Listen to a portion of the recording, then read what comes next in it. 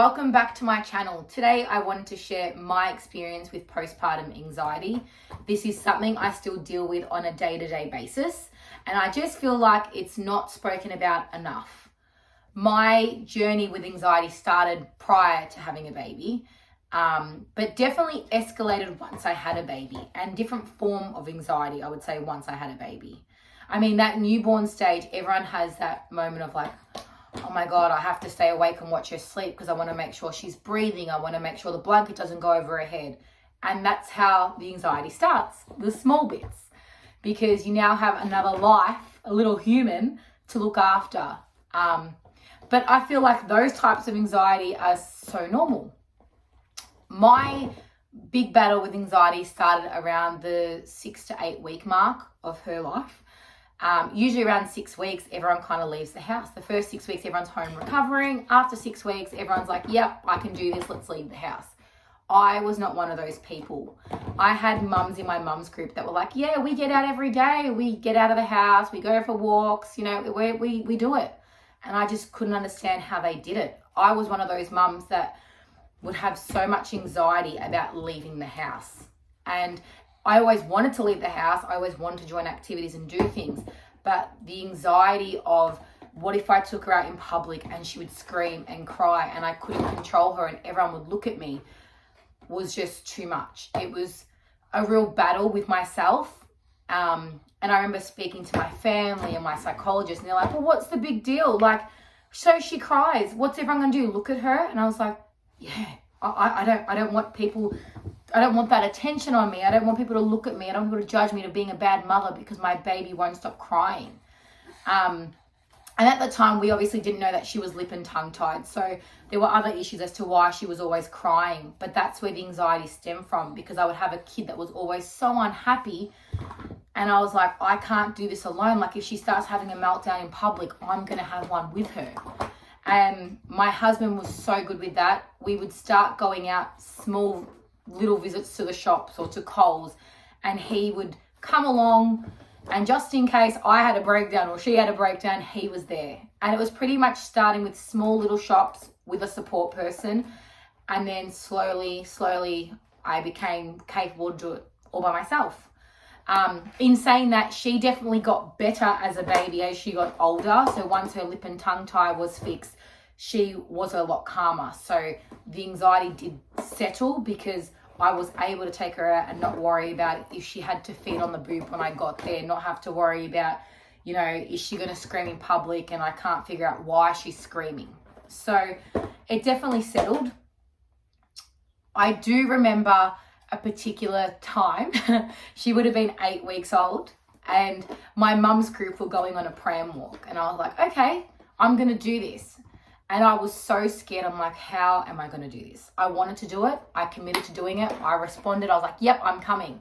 And the day came and I was like, I don't think I can do this. Like, she was a baby that was fed every 40 minutes. So no matter where I drove to, she would literally, I would get out of the car and I would have to like feed her straight away and then continue on with what I was doing.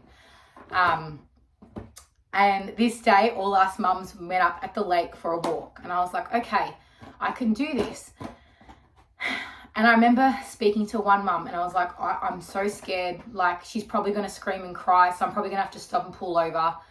And this one mum said to me, it makes me so emotional.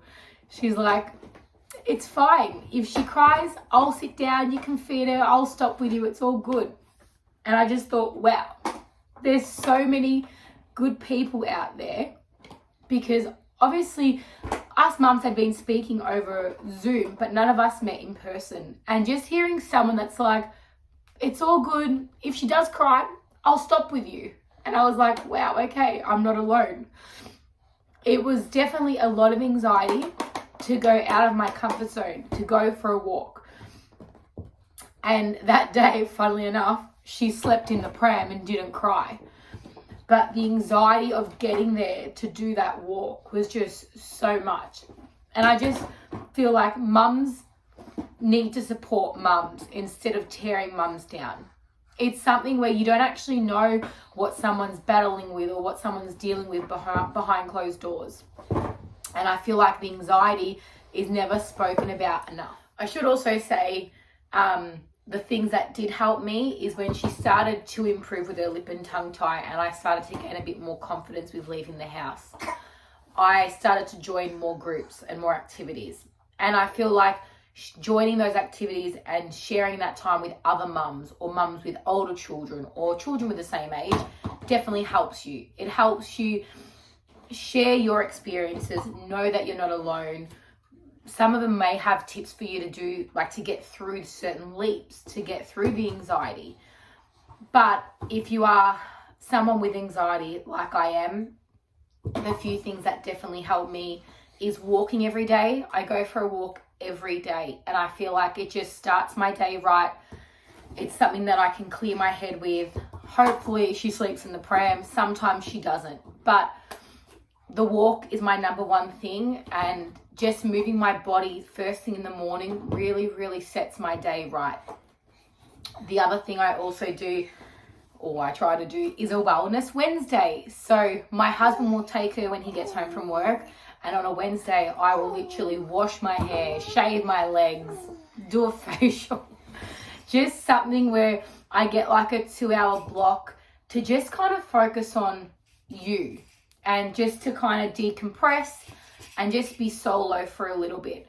But having alone time if you're feeling very anxious is great. Like, I feel like we're all struggling for time as it is and trying to get time alone. But if you can find that 1 hour before bed or 2 hours where you just feel like you're kind of pampering yourself, but also decompressing, really helps you settle. I feel like as mums, we really need to start supporting mums, you know, talking about anxiety, talking about depression. Instead of shaming mums into, oh my God, she needs help, why don't we start helping mums, you know? Everyone always says, if you need me, call me. But sometimes when that mum is so deep in that anxiety and that struggle, and this is the mum struggle, people don't see what goes on behind closed doors. People don't know if you cry yourself to sleep. People don't know if you are doing it tough.